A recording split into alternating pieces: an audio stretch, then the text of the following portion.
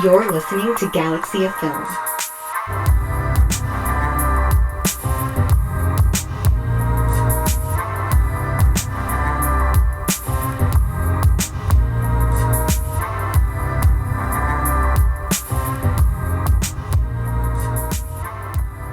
Alright guys, welcome back to the brainless of Galaxy of Film. I'm of course your host Max, and I'm joined by none other than my co-host Akari. How's it going, man? Good, man. Can't complain at all. How about yourself? I'm doing alright. We're doing a little bit of time travel for this episode, which is always an interesting time. For our listeners who don't know what that means, it means we're pre-recording this episode because life is a little hectic and we gotta schedule some shit sometimes. So, we're recording this right after we just recorded last week's episode, where we had Seagal Week.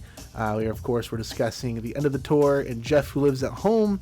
And this week we are kind of reeling it in for being thankful for the Thanksgiving season. And there's an actor who I am incredibly thankful for just existing. And I'm incredibly thankful for this movie. And when I watched it the first time I watched it in my life, and also most recent time as well. And that is none other than The Fisher King. Cannot wait to dive into this movie this week, dude. I know there's not a lot for us to crazily dive into because we already talked about news. We've already gone over everything else. So yeah, is there anything you want to mention before we dive into just discussing the film this week, since this is kind of a bare bones episode? Yeah, this is my first time watching this. Oh, okay. Yeah, I've never seen it, so Okay. This will be interesting one. Okay, dude. I think we've had a chance a little bit in the podcast in the past to talk about this actor together. That is, you and I. But overall, just to recap our listeners, I know obviously all of our listeners know I'm a huge Robin Williams fan. Are you a fan of Robin Williams and his work? Where are you at with this guy? I love Robin Williams.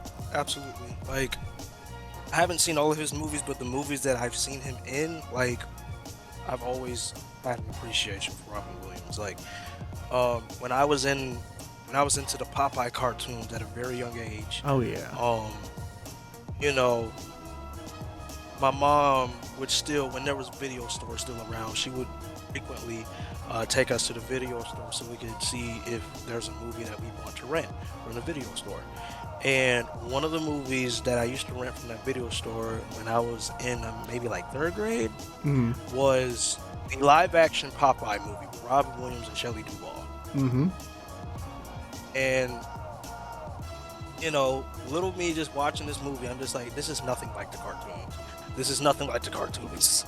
But I enjoyed it mostly because of Robin Williams. Robin Williams actually played the hell out of Popeye. Like, he was like absolute Popeye. You know what I'm saying? Yeah. Like, exactly. that's how cool, and that's how much he understood the character. You know what I'm saying? Out of all the cartoons that I would watch, he stepped into his Popeye bag like immensely, and ever since then I was, always on the lookout for anything Robin Williams would do, and I didn't realize till I was a little bit older that he also did multiple different voices for the film Happy Feet. Yeah. Yeah. And Happy Feet was one of my favorite movies to watch growing up. So when I realized that Robin Williams did Lovelace and what's the one of the Amigos, one of the penguins. He did one of the Amigo penguins. You know what I'm saying? Yeah. The three look Bro, like, yeah. it just made me. Yeah, and he made me I never really realized how talented Robin Williams really was. And then I got older, I realized that, he was a comedian first.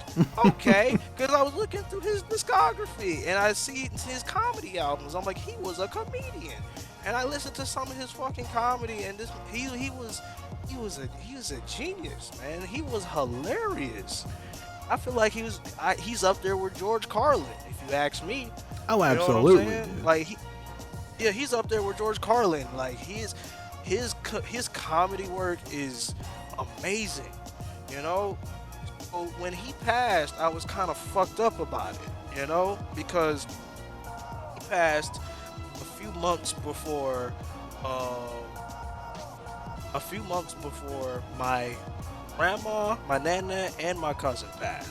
Oh my gosh, I'm sorry, dude. Exactly. So it was a lot of shit going on when I found out. Even like when he passed, and then after that, people in my family passed. It was an interesting time, and Robin Williams kind of was like the start of the shock. Hmm. You know what I'm saying? Like nobody saw that coming, like at all. You know, and I realized how many Robin Williams movies I have not seen because he's done so many movies. I didn't even realize how many movies he did. You know what I'm saying? I didn't even realize he was the fucking genie in Aladdin until like I was in middle school. I Oh, didn't realize that was really? Robin Okay. Williams. That's crazy, dude. You Yeah. know, I didn't realize that. I was just like, what the fuck? That was Robin Williams the whole damn time. What? That's funny, I'm dude. telling you, like he was so talented. He was so talented, man. Rest in peace. Yeah, dude. I've had the pleasure to talk about Robin before on the show. Um, he is an actor who I've been able to kind of like save his filmography for, like when I need him, kind of thing. He's. I remember the exact like spot in my mom's house I was standing when I found out Robin passed. We just literally the day before, I was with my friend Nick, and we just watched RV together. We were having a Robin Williams marathon when we got the news. RV. Um, I grew up on. Everyone grew up on Aladdin. I grew up on Flubber more than anything. Flubber was like my Disney introduction to Robin. Flubber's one of my favorites. So good, I dude. really enjoy that. And the sound design still holds up so fucking well. Anyway, but yeah, love Robin Williams to death. And he's an actor who, like, when I go through some sort of like an episode or a depressive spree, or like just something's going on, I always turn to try to watch one of his films. And he was the first kind of like celebrity death I experienced that, like, it hit me. I'm never going to see a new Robin Williams movie. Like, we're going to get to that point. And so I never rush to like watch Robin Williams films. Like, there's a handful that I haven't seen that I'm like, all right, I'm going to watch these at a certain point in my life when I really need them, And the movie to make me to start me on that little trend was The Fisher King. I watched this for the first time in like 2019 when I was really in a depressive slump, and I was living back in Fayetteville, like my Omas at the time. I just started like community college, just had like a rough breakup over that summer, and was just going through it. Like, just lost my car, just got into like a horrible accident. Like, I was losing everything. It fucking felt like, dude. And this was a part of the Criterion sale, the 50% off thing. So I bought a copy of The Fisher King, went home and I watched it, and I just remember bawling my eyes out watching this for the first time, and just being absolutely amazed by the fact that a movie this great, and then something I hadn't witnessed still, existed. So yeah, spoiler alert, I fucking love this movie. I'll get into it in just a second. But watching this movie for the first time as a 19-year-old was something I'll never forget, watching in that little bedroom at my house in Fayetteville. And yeah, man, Robin's I don't even know how to say this, dude, without like getting fucked up.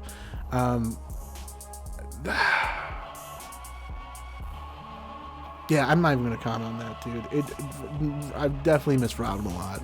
There's not very many celebrity actors who, like, yeah, you get choked up, you get sad, but like we were talking last week about Chadwick, I think the only other actor, if Chadwick was within the last decade, that you feel that presence being lost in cinema and the art in general, the actor before him to make you feel that was Robin, probably, dude.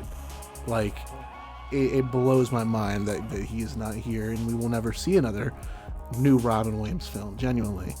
So coming back to this movie as a 26-year-old was a little odd, because, like, I've had a really rough year, dude. We've talked about before, like, both of us, I feel like everyone in the galaxy of film has had a rough year. A lot of people are losing very close loved ones to them. A lot of serious life changes in general. It's just been a really, really heavy year, and this film I popped in to get some inspiration for a script I'm writing, and it just felt like a bit of that weight was lifted off my shoulders for for 2 hours and 17 minutes in the most wholesome way, dude. So I don't know, this is a really important film to me. I have a lot of love for this film. I think, and the co-stars Jeff Bridges. I know we haven't had a chance to talk about him much. I think it's probably the second best Jeff Bridges film right after The Big Lebowski, just because that's like his character, you know. But it's up there with one of the very best Robin Williams performances that'll ever be seen. So yeah, let's dive into what the hell this movie is. Jeff Bridges, he plays this successful radio show host who kind of takes shit too far with a caller who calls in real upset, and he convinces this caller to like fuck off live on the air, and this caller goes and does a mass shooting as a response to this whole interaction live on the radio, and the shooter committed suicide as well. Nuts. Just want to say it's nuts watching this years after having Danilo on the show. Yeah. Just absolutely nuts, dude. Because the first time I watched this was before Galaxy of Film had started officially. So he loses his job, he loses everything, loses the fame and all that. He's starting from ground, right from the bottom basically. And he's living with this woman he's not really too sure if like he loves, and he kind of treats her like shit, even though she's good for him. So in the midst of all this, Jeff Bridges is going off, he's fucking off, and he's getting ready to commit suicide because he's just like, fuck this, dude. My life is shit. The girl I got, the house I got just isn't good enough for him. He's gonna have a spoiled brat about it. And he convinces himself he's gonna tie some cinder blocks to his legs and jump off and under one of the bridges in New York. He gets jumped by some hoodlums. Like, it's almost like the Foot Clan from Ninja Turtles. Like, they're teenagers that just have, an anger against the world, I guess. So they beat the fuck out of Jeff Bridges, and they get ready to light him on fire, which is crazy for being homeless. Just being homeless, too, dude. Then Robin Williams comes in with, like, a full bow and arrow, and he's dressed up in, like, leather, and he scares off the teenagers attacking Jeff Bridges. And he goes ahead and he brings Jeff home. He tends to his wounds. And he tries to befriend Jeff Bridges' character. Jeff scurries away because he's like, oh, this guy's fucking crazy. This guy's nuts. Get away from me. As he's leaving, he then finds out that, oh, shit, this man is not all mentally there at this point. He had this episode and snapped and was put into a mental institution for some time. After his wife died, she was killed in a mass shooting 3 years ago by the guy that Jeff Bridges told to fuck off live on air. So then Jeff Bridges is like, oh, fuck, I'm responsible for this. So he tries to go to give, like, Robin some money. Robin's like, oh, thank you. And he gives it to someone else right away. And Jeff he gets frustrated. He doesn't understand what's going on, why he just won't accept his good deeds so he can feel good and be done with this. But it's not the point at this point. It's just about being good in general. So they build this friendship up quickly, and Jeff realizes that, oh, well, Robin is into this girl that he doesn't have the balls to talk to, and I could not tell you her name, dude, but it's Pumpkin from Pulp Fiction, which is pretty cool. It's the girl at the start of the film. Yeah. It is Pumpkin. It's Pumpkin. I couldn't tell you the actress's name in real life though, but Robin is in love with Pumpkin. He's too afraid to ask her to like go on a date with him. Jeff and his girlfriend make this whole scheme to like get them in the same room together to kind of see if there's a spark. And then they have dinner together at this Chinese restaurant. It's this beautiful moment where they're so clumsy, they're so awkward. It's like Adrian from Rocky kind of clumsy with both two characters. And we just get this beautiful sequence with like the slow pull out. Robin is singing to her. Nothing else in the world matters. All of the employees are ready to go home for the day, but they're just kind of looking over and taking in this moment of like Robin singing in this Chinese restaurant. There's a lot of beautiful moments in this film with song. We get this beautiful, beautiful sequence earlier on of like Robin's constantly bringing up and singing I Like New York. What about you? We hear like Frank Sinatra sing at some point. But like it's constant. Like he and the gang of homeless people are constantly singing this tune together.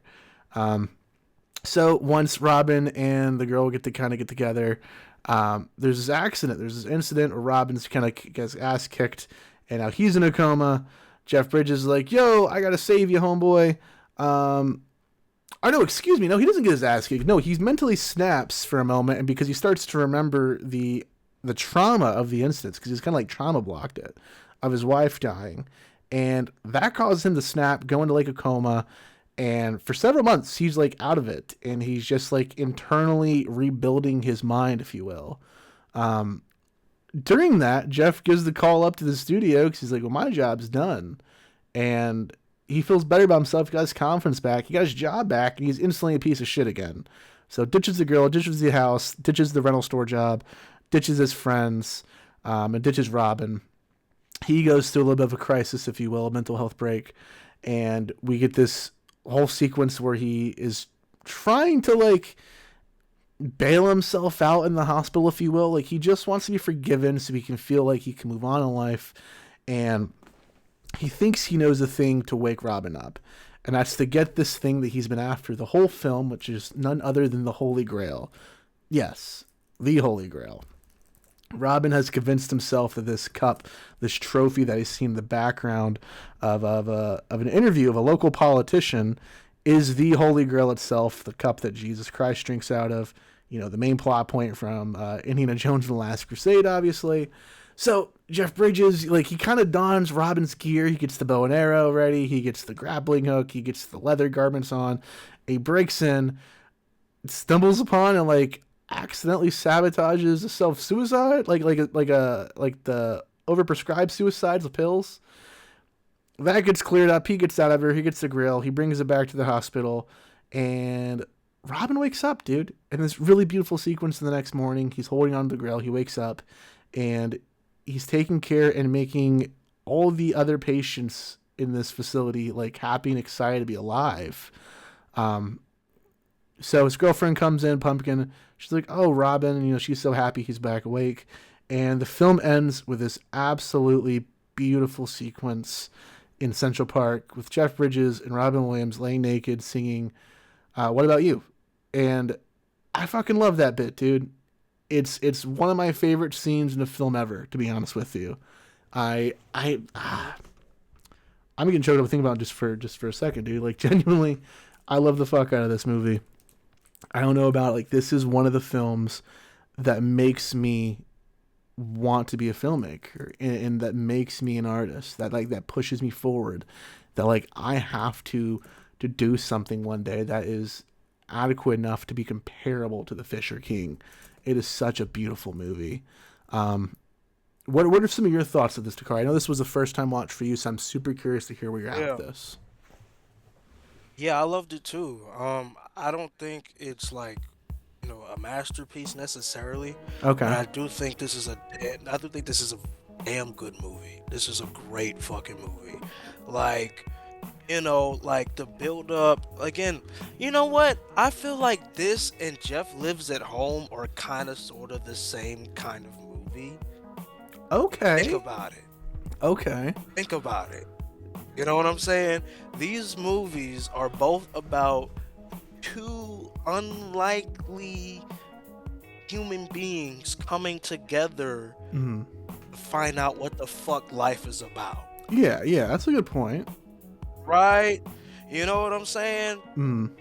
The only difference is that the Fisher King is much more larger scale than Jeff Lives at Home.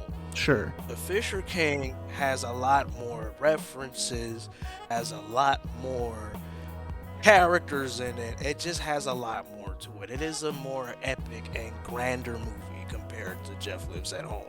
That's the only difference, in my opinion. You know, but this is my first time watching this. I really appreciate Terry Gilliam.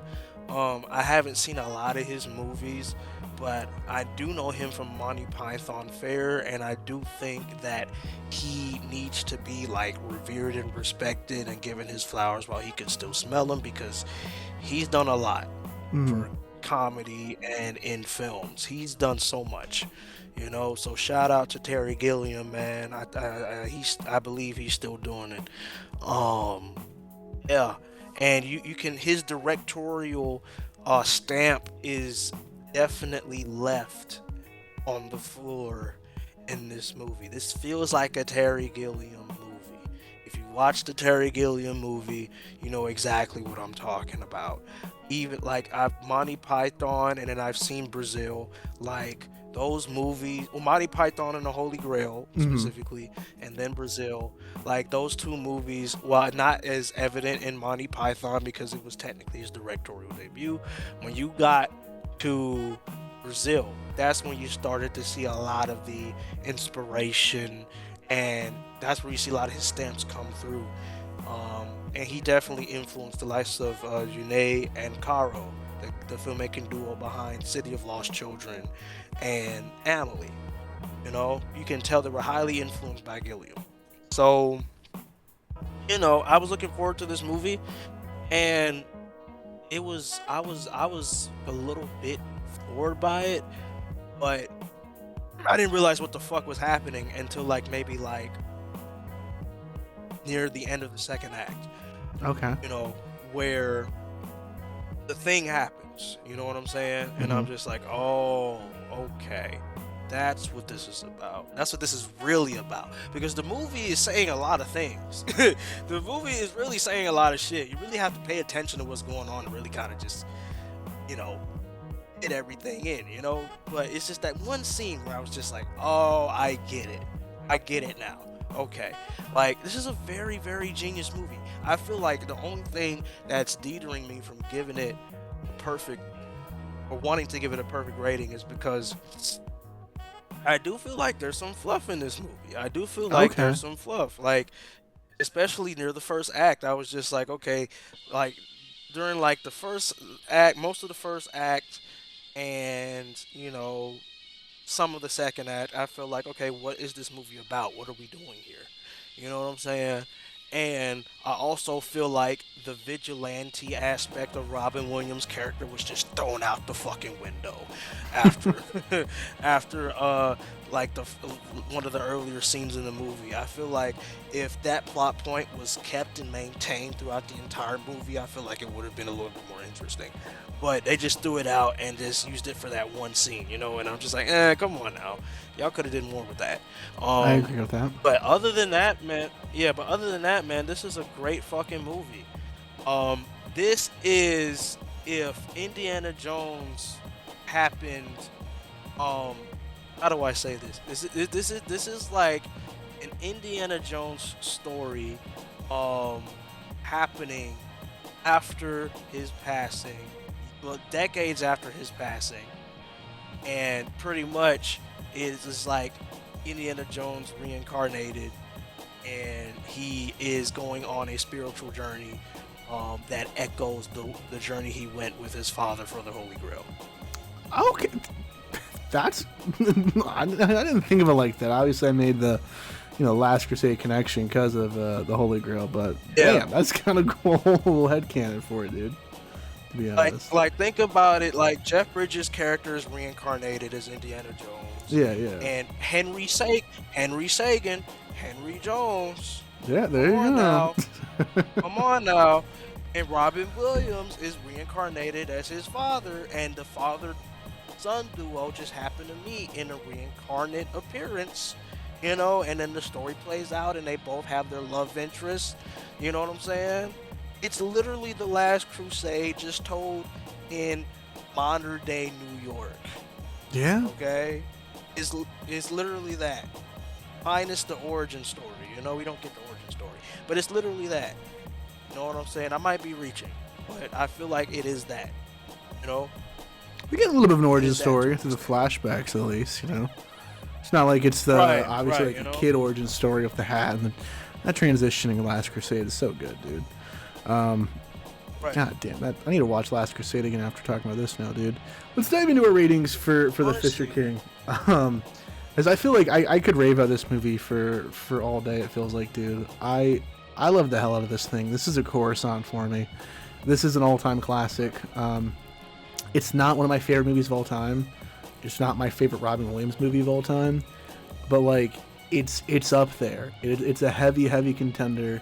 It's something that like mentally and in my heart, like I hold a really, really, high regard to, and have a good memory with it. So like it stays in a kind of a category of film for me for like, it's not nostalgic, but it just makes me feel good to watch this again, if that makes sense.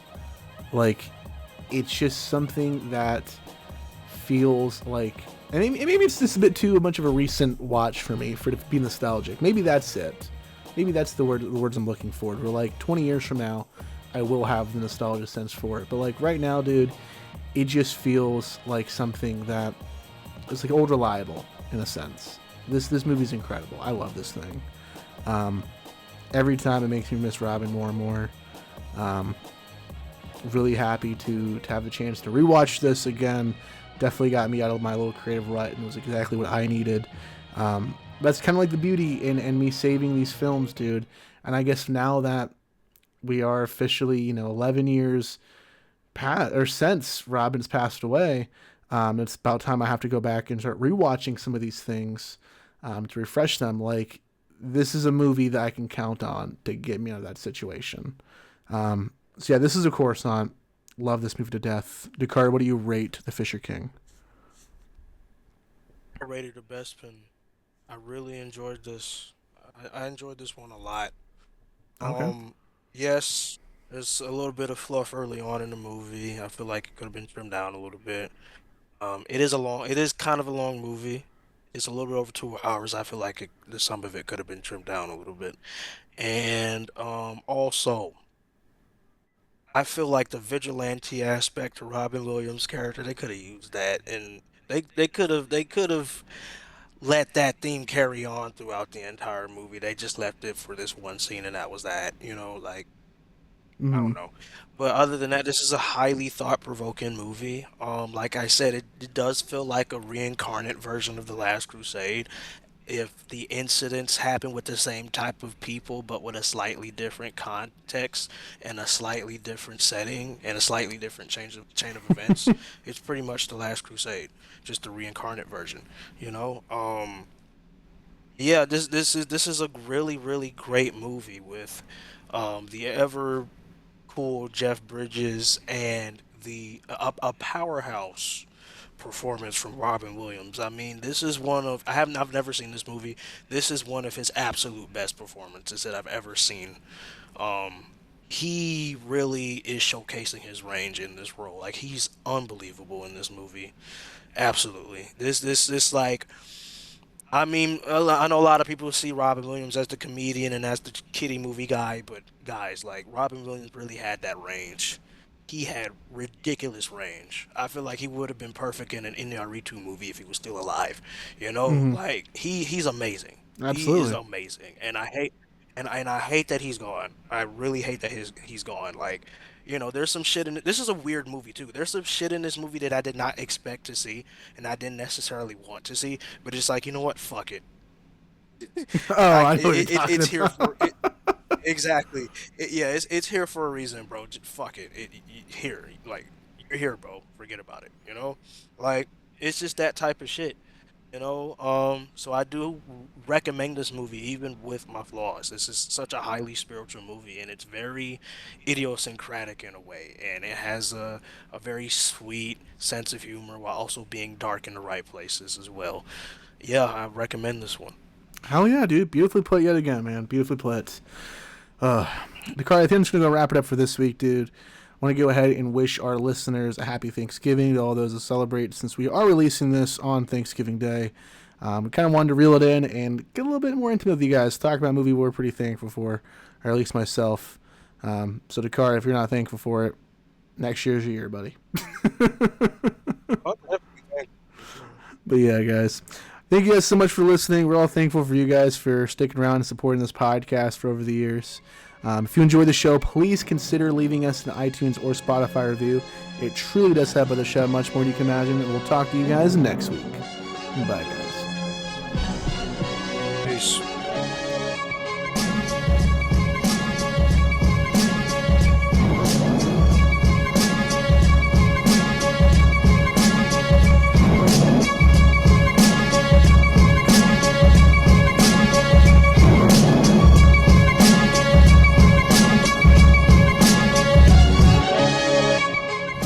You can find all our other podcast, original films, articles, and music on our website, galaxyofilm.com. We're also on Instagram, Threads, Blue Sky, Facebook, YouTube, Spotify, iTunes, and you can join our Patreon for exclusive content and our Facebook fan club for early access to our films.